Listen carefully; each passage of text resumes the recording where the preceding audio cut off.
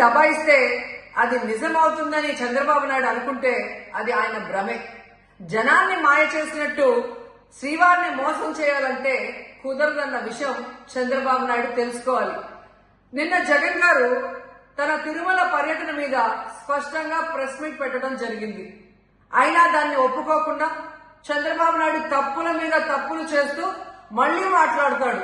జగన్మోహన్ రెడ్డి గారు తిరుమల రావడానికి భయపడుతున్నాడు, డిక్లరేషన్ ఇవ్వబడుతుంది కాబట్టి ఎస్కేప్ అవుతున్నాడు అని చెప్పి సూటిగా చంద్రబాబు నాయుడు గారికి చెప్తున్నా. చంద్రబాబు నాయుడు జగన్ గారి దమ్ము ధైర్యం గురించి రాష్ట్ర ప్రజలందరికీ బాగా తెలుసు. నిన్న కూడా ఆయన భయపడేవాడైతే అంత స్పష్టంగా ప్రెస్ మీట్ పెట్టి ఏ విధంగా తన మతం మానవత్వం, తను ఏ విధంగా బైబిల్ చదువుతారు, బయటకు వచ్చినప్పుడు హిందువుల మనోభిప్రాయాన్ని గౌరవించి గుళ్లకు వచ్చి పూజలు చేస్తారు, అలాగే మసీదులకు వెళ్లి ఎలా పూజలు చేస్తారు, అలాగే సిక్కుల్ని గౌరవించి ఎలా వాళ్ళ పూజలు చేస్తారో చెప్పడం జరిగింది. ఈ రోజు మీకు క్లియర్ గా తెలుసుకోవాల్సిన విషయం, మీకు దేవుడు అంటే భయం భక్తి లేదు కాబట్టి ఏంటనేది మీకు అర్థం కాదు. కానీ ఒక భక్తుడికి దేవుడి దగ్గరికి వెళ్ళాలి అన్నప్పుడు ప్రశాంతమైన వాతావరణంలో వెళ్ళాలనుకుంటాడు, ప్రశాంతంగా భగవంతుడిని పూజించాలని అనుకుంటాడు.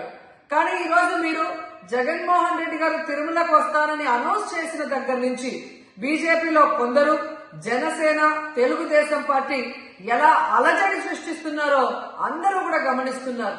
ఏ విధంగా అలిపిరి దగ్గర మేము అటాక్ చేస్తాం, అడ్డుకుంటామని చెప్పటం, అలాగే వైఎస్ఆర్ కాంగ్రెస్ పార్టీ నాయకులందరికీ, కార్యకర్తలందరికీ నోటీసులు ఇచ్చి జగన్మోహన్ రెడ్డి గారి పర్యటనకి పర్మిషన్ లేదు కాబట్టి ఎవరొచ్చినా అరెస్ట్ చేస్తామన్నట్టుగా భయభ్రాంతులకు మీరు ఎలా గురి చేశారు.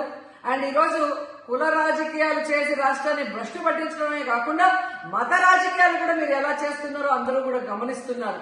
ఇలాంటి వాతావరణంలో దర్శనం చేసుకోలేము కాబట్టే జగన్మోహన్ రెడ్డి గారు ఏ విధంగా ఆ తిరుమల ట్రిప్ ని క్యాన్సిల్ చేసి తన అభిప్రాయాల్ని ప్రెస్ ద్వారా ప్రజలకి తెలియజేయడం జరిగింది.